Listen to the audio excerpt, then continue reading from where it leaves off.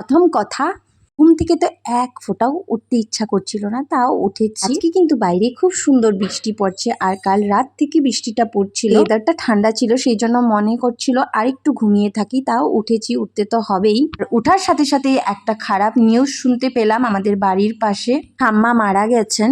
তারপর শাশুড়ি মা গরুর দুধ দুয়াবে, সেই জন্য আমাকে নিয়ে গেছে। একা একা দুধ দুয়ানোটা পসিবল না, আমাদের গরুটা লাত মারে। তারপর একটু সবজি কাটাকাটিতে লেগে গেছে স্নান টান করার পর। আর কিন্তু মোচা খেতে খুব পছন্দ, আমি খুব ভালোবাসি খেতে।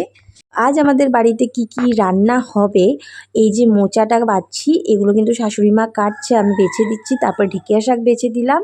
তো এই যে ফাইনালি রান্না বাড়া হয়ে গেছে। এটা কচু আলু দিয়ে একটা পাতলা তরকারি। আজ কিন্তু শনিবার, আমাদের বাড়িতে নিরামিষ। আপনাদের বাড়িতে কি কি রান্না হয়েছে কমেন্টের মাধ্যমে নিশ্চয়ই জানাবেন। তারপর এই যে পটল আলু দিয়ে একটা তরকারি, এই সোয়াবিন তরকারিটা কিন্তু আমি আমার মেয়ের জন্য রান্না করেছি। তারপর গরম গরম ভাত। ব্যাস, আজকে এতটুকুই রান্না বাড়া।